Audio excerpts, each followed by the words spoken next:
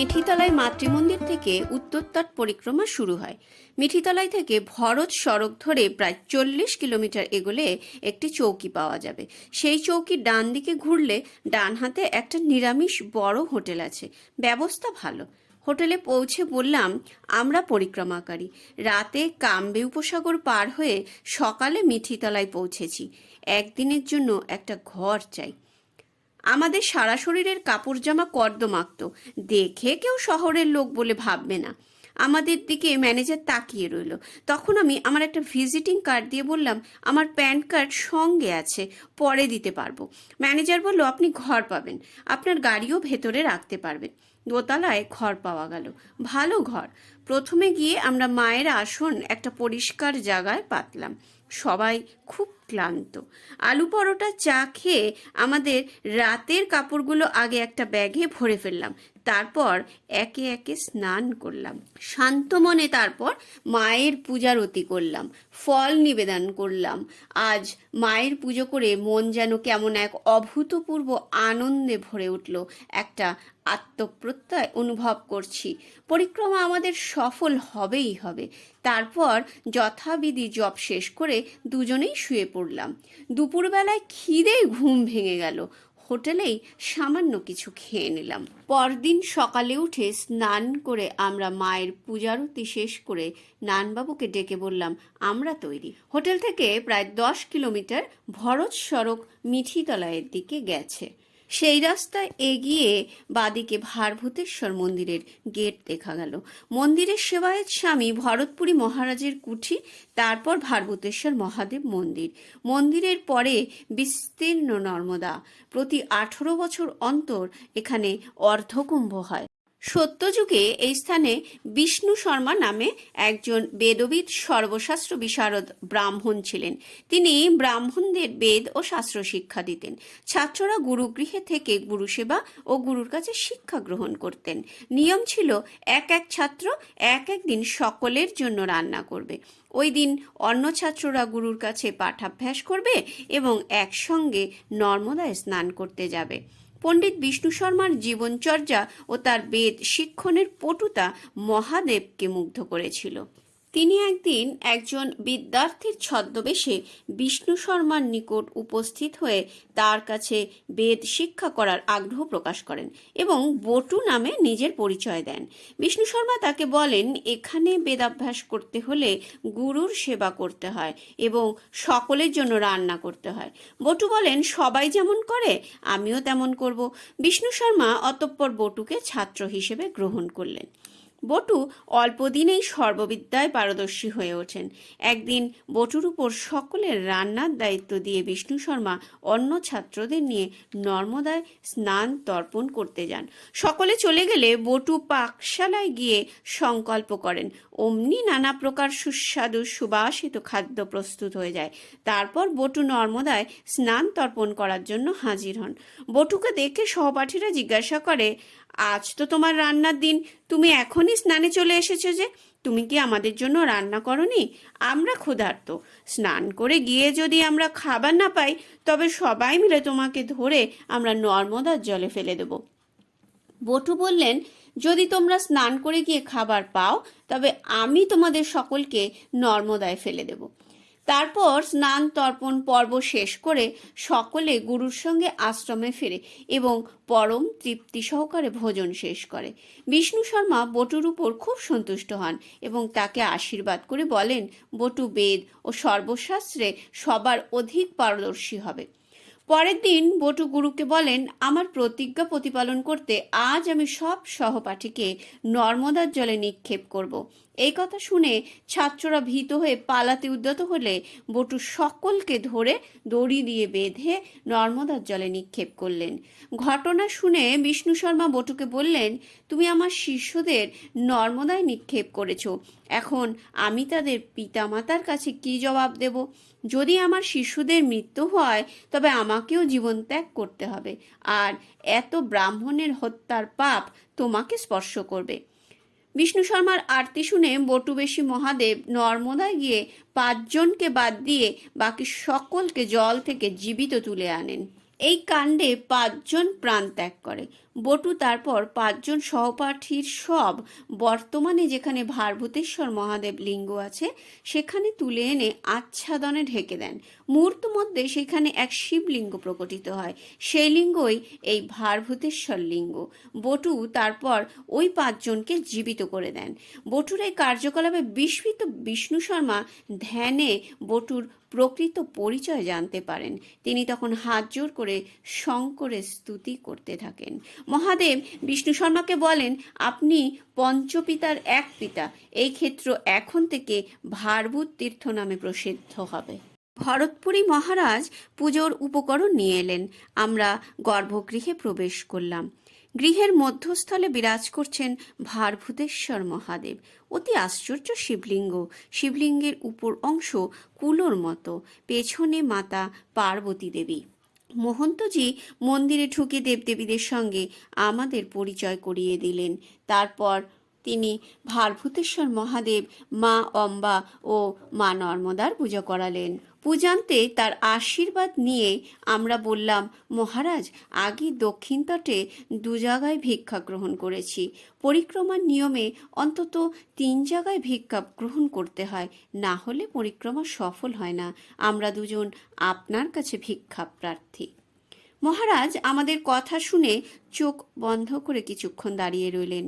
তারপর বললেন, তোমাদের আমি এমন ভিক্ষা দেব সারা জীবন যেটা তোমাদের সাথে থাকবে। আমার সঙ্গে এসো। আমরা তার পেছনে পেছনে তার কুঠিতে এলাম। ভরতপুরীজি ফিরে এসে স্ত্রীর হাতে একটি ছোট মা নর্মদা ও একটি জনিপীঠ সহ শিবলিঙ্গ দিয়ে বললেন, এটি মা নর্মদা ও শিবজির বিশেষ মূর্তি। মনে করো স্বয়ং শিবজি ও মা নর্মদা তোমাদের ঘরে আপন ইচ্ছায় যাচ্ছেন। রোজ এদের পূজারতি করবে। মা নিজে তোমার কাছে শিবজির সঙ্গে যেতে চেয়েছেন, সেই জন্য আমি দিলাম। তোমাদের কল্যাণ হবে। হাতে এত সুন্দর মূর্তি পেয়ে আমরা তো অভিভূত। আমরা উভয়ে তাকে প্রণাম করলাম। হর নর্মদে হরধ্বনিতে ভারভূতেশ্বরের তীর্থভূমি মুখরিত করে আমরা এগিয়ে চললাম। নারেশ্বর রঙ্গ অবধূত স্বামী মন্দির দর্শন করে আমরা মাধব দাসজি মন্দিরে এলাম। শ্রী মাধব দাসজি নবদ্বীপে জন্মগ্রহণ করেছিলেন এবং বৈষ্ণব ধর্মাবলম্বী ছিলেন। নবদ্বীপে বৈষ্ণব মন্ত্রে দীক্ষা নিয়ে তিনি নর্মদার উত্তর তটে মালসরে তপস্যা করতে আসেন। ক্রমে তিনি সাধন পথের এক অতি উচ্চ স্থানে পৌঁছতে সক্ষম হন এবং একজন উচ্চকোটির সিদ্ধযোগী রূপে আত্মপ্রকাশ করেন। আমরা যখন মন্দির প্রাঙ্গণে প্রবেশ করলাম তখন ভিতরে নাম গান হচ্ছে। ভজ গৌরাঙ্গ, কহ গৌরাঙ্গ, লহ গৌরাঙ্গের নাম রে। নাম গানে সারা মন্দির প্রাঙ্গণ আত্মহারা।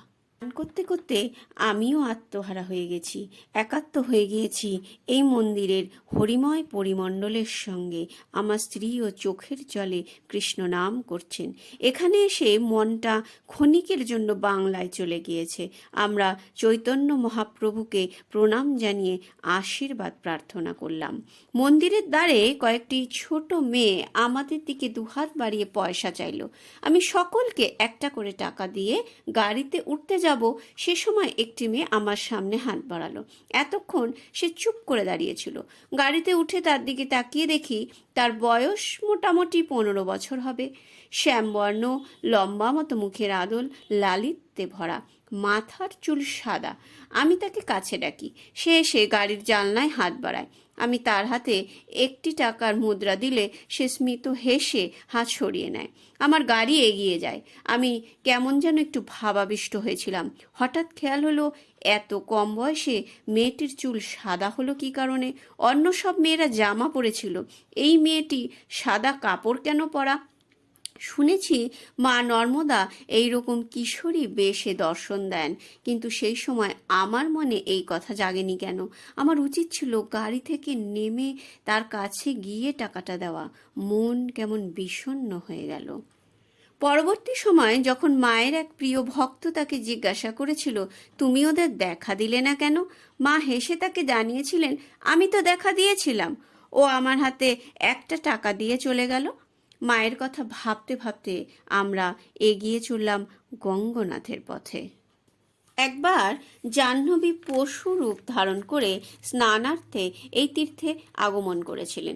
তদবধি এই তীর্থ ভূতলে খ্যাতি লাভ করেছে।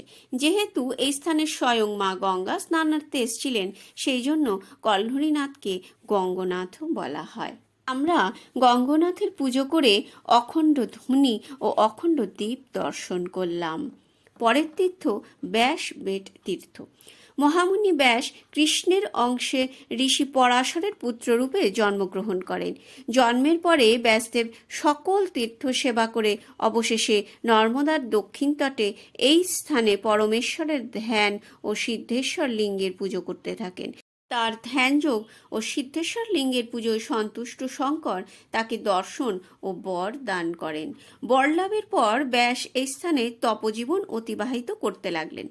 একদিন পরাশর, বশিষ্ঠ, অত্রি, অঙ্গিরা, যাজ্ঞবল্ক, কাত্যায়ন, বৃহস্পতি, বিষ্ণু, মনু প্রমুখ মুনিঋষি দেবতাগণ স্বশিষ্য ব্যাসের আশ্রমে আগমন করেন। ব্যাসদেব সকলকে প্রণাম ও অভিবাদন করে বলেন, আমি আপনাদের প্রীতির জন্য আরণ্য শাক ও ফলমূলাদি অর্পণ করতে অভিলাষী।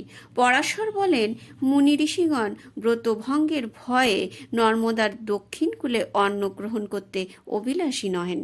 অতঃপর ব্যাসদেব নর্মদা তীরে এসে মায়ের স্তুতি করতে থাকেন। মা নর্মদা প্রসন্ন হয়ে বললেন, আপনি দণ্ডধারণপূর্বক আমার অগ্রে অগ্রে গমন করুন, আমি আপনার পশ্চাৎ পশ্চাৎ গমন করব। তখন ব্যাসদেব দণ্ড ধারণ করে নর্মদাকে স্বীয় আশ্রমে দক্ষিণ দিকে বাহিত করালেন, যাতে তার আশ্রম দক্ষিণ কুলস্থ না হয়। ঋষিগণ এই আশ্চর্য ঘটনা দেখে ব্যাসকে বললেন, পুত্র, তোমার অতি অদ্ভুত কার্যদর্শনে আমরা তোমার প্রতি অনুরক্ত হয়েছি। আমরা তোমার আতিথ্য গ্রহণ করলাম। মালসার থেকে চাঁদদের দূরত্ব প্রায় 30 কিলোমিটার। বরুণ, যম ও পবনদেব এই স্থানে তপস্যা করেছিলেন। চাঁদত ঘাটে আছে বাসুদেব মন্দির, মাতৃ মন্দির, সত্যনারায়ণ মন্দির ও কৈবলেশ্বর মন্দির। পরের তীর্থ ঔড়ী সঙ্গম। সোমেশ্বর তীর্থের ভেতরের পথ দিয়ে আমরা একেবারে ঔড়ী সঙ্গমের উপরে টিলায় পৌঁছে গেলাম। আমরা গাড়ি থেকে স্নানের জিনিসপত্র একটা ব্যাগে নিয়ে তারপর ড্রাইভার আমাদের দুজনকে এক এক করে টিলা থেকে নামিয়ে সঙ্গমের মাঝখানে নিয়ে গেল। বাদিক দিয়ে নর্মদা আর ডান দিকে ঔড়ী নদী বয়ে চলেছে। আমরা মাঝখানে দাঁড়িয়ে আছি। রেবা সর্বত্রই সুলভা, কিন্তু ওঙ্কারেশ্বর, ভৃগুক্ষেত্র ও ঔড়ী সঙ্গম এই 3টি স্থানেই দুর্লভ। পরিষ্কার টলটলে জল। জলে একটু নেমে একটা পাথরের উপর বসে স্নান করে খুব আরাম বোধ হলো। সঙ্গম শীর্ষে যজ্ঞ হচ্ছে দেখে জিজ্ঞাসা করে জানলাম, অগ্নিকে হবন হোতা হ্যায়, উস পার পিঙ্গলেশ্বর মহাদেব হ্যায়। পুরাকালে এই তীর্থের নাম ছিল পিঙ্গলাবর্ত তীর্থ। পুরাকালে শিব শম্ভু স্বীয় রেত দ্বারা হুতাসনের তর্পণ করেন। অমিত তেজা শিবের রেত অগ্নিকে স্পর্শ করায় অগ্নিদেবের শরীর দগ্ধ হয়ে যায়। তীব্র দহন জ্বালা নিয়ে কুষ্ঠগ্রস্ত হয়ে তিনি সমস্ত তীর্থ পরিভ্রমণ করতে থাকেন, কিন্তু জ্বালা যন্ত্রণার কিছুতেই উপশম হয় না। বিকৃত শরীর নিয়ে হুতাসন বায়ু ভক্ষণ করে কিঞ্চিদধিক শতবৎসর নর্মদা তটের ঔড়ী সঙ্গমে তপস্যা করেন। মহাদেব তার তপস্যায় সন্তুষ্ট হয়ে দর্শন দিয়ে বর প্রার্থনা করতে বললেন। হুতাসন তখন বলেন, হে মহেশ্বর, আমি আপনার রেত দ্বারা দগ্ধ হয়ে কুষ্ঠরোগগ্রস্ত হয়েছি। আপনি কৃপা করে আমাকে এই কুষ্ঠরোগ থেকে মুক্ত করুন। মহাদেব উত্তরে বলেন, হে হব্যাব্যাহ, আমার প্রসাদে এই তীর্থে স্নান করে সত্বর তুমি তোমার স্বরূপ প্রাপ্ত হবে। দেবগণের হব্যাবাহক পাবক ও তখন রেবা তীর্থদকে স্নান করে রোগমুক্ত হয়ে পুনরায় তার দিব্যরূপ প্রাপ্ত হলেন। অতঃপর অগ্নিদেব ঔড়সঙ্গম তটে পিঙ্গলেশ্বর নামে শঙ্করলিঙ্গ স্থাপন করে পুজো করেন। তখন থেকে এই তীর্থের নাম হয়েছিল পিঙ্গলাবর্ত তীর্থ। এই তীর্থে যজ্ঞ করলে অগ্নি তুষ্ট হন। এইখানে যজ্ঞে ঋগ্বেদের এই মন্ত্রে আহুতি দিলে অগ্নি তথা দেবগণ অতীব সন্তুষ্ট হন। ওম অগ্নিমিলে পুরোহিতং যজ্ঞস্য দেব মৃত্যুজম হোতারং রত্নধাতম ওম অগ্নয়ে স্বাহা। আমরা পিঙ্গলেশ্বরকে প্রণাম জানিয়ে উপরে উঠে এলাম। সোমেশ্বর তীর্থ নর্মদা তটের ঔড়ি সঙ্গমের এক অতি পুরাতন ত্রিলোক দুর্লভ তীর্থ। পুরাকালে মরীচি, অত্রি, অঙ্গিরা, পুলস্ত্য, পুলহ, ক্রতু, প্রচেতা, বশিষ্ঠ, ভৃগু ও নারদ এই 10 জন ঋষি জগৎপিতা ব্রহ্মার মানস তনয় রূপে জন্মগ্রহণ করেছিলেন। মহাতেজা প্রজাপতি প্রচেতার পুত্র দক্ষ। দক্ষের 50 জন দুহিতা জন্মে। দক্ষ চন্দ্রকে 17 জন কন্যা দান করেন। চন্দ্র ওই কন্যাদের মধ্যে রোহিণীর প্রতি বেশি অনুরক্ত থাকায় চন্দ্রের পত্নীগণ রুষ্ট হয়ে দক্ষের কাছে নালিশ জানান। ক্রুদ্ধ দক্ষের অভিশাপে চন্দ্র ক্ষয় রোগগ্রস্ত হলে তিনি পিতামহ ব্রহ্মার নিকট প্রতিকারের জন্য প্রার্থনা জানান। ব্রহ্মা চন্দ্রকে রেবা তটের ঔড়ি সঙ্গমে শিবের তপস্যা করতে পরামর্শ দেন। চন্দ্র ঔড়ি সঙ্গমের তটে কাঠের মতো নিশ্চলভাবে অবস্থান করে ত্রিপুরারির ধ্যানে 300 বৎসর অতিবাহিত করেন। চন্দ্রের তপস্যায় প্রীত হয়ে শঙ্কর বৃষবাহনে শশধর সমীপে উপস্থিত হয়ে বললেন, সোমনাথ, তোমার ভক্তি দর্শনে প্রীত হয়ে আমি পার্বতীর সঙ্গে এখানে এসেছি এবং তুমিও এই তীর্থে তপস্যায় নিষ্পাপ হয়েছ। অতঃপর অভিশাপ মুক্ত হয়ে চন্দ্র মহাদেব ও পার্বতীকে প্রণাম করে সেই স্থানে এক জাগ্রত লিঙ্গ প্রতিষ্ঠা করলেন। সোম প্রতিষ্ঠিত এই লিঙ্গ সর্বদুঃখহর, ব্রহ্মহত্যাদি পাপনাশক ও ভূতলে অখিল প্রাণীর কামদ। ঔড়ি সঙ্গমে স্নান করে সোমেশ্বর মন্দির প্রাঙ্গণে এসে এই তীর্থের অনুপম পুণ্য কথা স্মরণ করে আমাদের মন আপ্লুত হলো। আমাদের নিয়ে যাওয়া উপাচারে শিব পূজা করিয়েছিলেন এক ব্রাহ্মণ শিক্ষক। তিনি প্রথমে দক্ষিণা গ্রহণ করতে অসম্মত হলেন, কিন্তু বিনা দক্ষিণা পুজো সিদ্ধ হবে না শুনে তিনি অবশেষে দক্ষিণা গ্রহণ করলেন। মন্দির প্রাঙ্গণে দাঁড়িয়ে চারিদিকে সিদ্ধ সাধকদের দ্বারা প্রতিষ্ঠিত নানা আকারের শিবলিঙ্গ দর্শন করতে করতে মনে হলো শিবলিঙ্গের বাগানেই যেন দাঁড়িয়ে আছি। অপূর্ব তীর্থক্ষেত্র। চা পান করে মন্দির প্রাঙ্গণ ত্যাগ করে ধীর পদক্ষেপে আমরা নর্মদা তীরের পরবর্তী তীর্থের দিকে পা বাড়ালাম। ঔড়ি সঙ্গম তটের কিছুটা আগে বাঁদিকে নর্মদা মন্দির অবস্থিত। ঔড়ি সঙ্গমে স্নান সেরে সোমেশ্বর শিবের পুজো দিয়ে আমরা এই মন্দিরে এলাম মা নর্মদার পুজো দিতে। এখানে উপস্থিত মহন্ত মহারাজ আমাকে বললেন, আপনারা নিজেদের ইচ্ছে মতো মা নর্মদা ও নর্মদেশ্বরের পুজো করতে পারেন। নর্মদার পুজো করে মহন্ত রাজের আশীর্বাদ নিয়ে পরবর্তী তীর্থ কুবেরেশ্বরের পথে আমরা যাত্রা করলাম। কিছুটা পেছনের পথে চলে টিলার উপর উঠলাম। বাঁদিকে রাস্তার উপর বিরাট কুবেরেশ্বর মন্দির। সত্যযুগে কুবের, বরুণ, যম ও বায়ু এই 4 লোকপাল নর্মদা তটে ঔড়ি সঙ্গম ও চাদত সংলগ্ন এলাকায় তপস্যা করেছিলেন। সত্যযুগে যখন অর্ধেক কাল অতিবাহিত, তখন দেবাদিদেব শঙ্কর তাদের তপস্যায় প্রীত হয়ে তাদের দর্শন দান ও বরদান করেন। এখন যেখানে কুবেরেশ্বর মন্দির, সেইটি ছিল কুবেরের তপস্থলী। মহন্তজি মহানন্দে আমাদের নিয়ে গর্ভগৃহে প্রবেশ করলেন। তারপর সুচারুরূপে কুবেরেশ্বরের অভিষেক পূজা করালেন। নর্মদা তটে এই পূর্ণাঙ্গ শিবের অভিষেক পূজা করে আমাদের মন খুবই আনন্দিত হলো। পূজার পরে মহন্তজি আরতি মন্ত্র পাঠ করলেন, আমি আরতি করলাম। এ এক অপূর্ব অনুভূতি। কুবেরেশ্বর মন্দির থেকে ডান দিকে ঘুরে কর্ণালী গ্রামের মধ্য দিয়ে সর্দার সরোবর যোজনার অন্তর্গত তিলকওয়াড়া রোডে আসতে হবে। সপ্তমাতৃকা তীর্থ তথা গৌতমেশ্বর তীর্থ এই অঞ্চলে খুবই বিখ্যাত। মহন্তজি জানালেন, গৌতম পত্নী অহল্যা শ্রী রামচন্দ্রের পদস্পর্শে শাপমুক্ত হলে সপ্তমাতৃকা তাকে এনে এই স্থানে মহর্ষি গৌতমের হস্তে প্রদান করেন। তখন থেকে মহর্ষি গৌতমের অনুরোধে সপ্তমাতৃকা এই তীর্থ অবস্থান করে মানব কল্যাণ সাধন করছেন। বাদিক থেকে সপ্তমাতৃকার নাম হল যোগেশ্বরী, বৈষ্ণবী, ব্রাহ্মণী, কৌমারী, ইন্দ্রাণী, দণ্ডধারিণী এবং বরাহজি। তিনি মাতাদের শৃঙ্গার আমাদের কাছে দিয়ে বললেন, আপনারা নিজেদের হাতে মাতাদের শৃঙ্গার করুন, আমি অন্য সব পূজা উপাচার নিয়ে আসছি। আমরা আনন্দের সঙ্গে মাতৃকাদের শৃঙ্গার করালাম। মহন্তজি তারপর বিধিবদ্ধভাবে আমাদের দিয়ে পুজো করালেন। আমরা এই দিব্য ভূমিকে পুনঃ পুনঃ প্রণাম জানিয়ে তিলকেশ্বর মহাদেবের পথে এগিয়ে গেলাম। তিলকেশ্বর মন্দির দর্শন করে আমরা অগস্তেশ্বর মহাদেব মন্দিরে পৌঁছলাম। মন্দির সামনে প্রাঙ্গণে অনেক ফুল গাছ এবং ডান দিকে মন্দিরে অগস্তেশ্বর বিরাজ করছেন। গর্ভগৃহের বাইরে সামনে একটা ডমরু, একটা জয়ঢাক এবং একটি ঘণ্টা রয়েছে। আমরা গর্ভগৃহে প্রবেশ করলাম। খুব নির্মল ভাব। আমরা ত্রম্বক মন্ত্রে অগস্তেশ্বরের পুজো করলাম, বাগানের ফুল দিয়ে মহাদেবের শৃঙ্গার করলাম, তারপর ঘণ্টা বাজিয়ে বাইরে এলাম। বেরিয়ে দেখি জটাঝুটোধারী তপস্বী মূর্তি কুঠিয়ার দাওয়ায় বসে আছেন। এই মন্দির বিন্ধ্য পর্বতের উপর স্থিত। পর্বতরাজ বিন্ধ্যের গুরু ছিলেন মহর্ষি অগস্ত্য।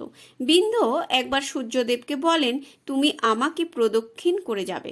সূর্যদেব উত্তরে বলেন, পরমেশ্বরের নির্দেশিত পথেই তিনি চলবেন।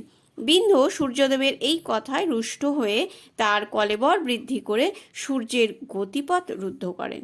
সূর্যের যদি চলা বন্ধ হয়ে যায় তবে তো সারা জগৎ সংসারই স্তব্ধ হয়ে যাবে। দেবতারা তখন বিন্ধ্য পর্বতের গুরু অগস্ত্য মুনির শরণাপন্ন হন।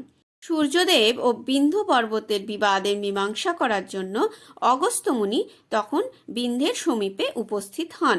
বিন্ধ্য গুরুকে সামনে দেখে সাষ্টাঙ্গে প্রণাম করেন।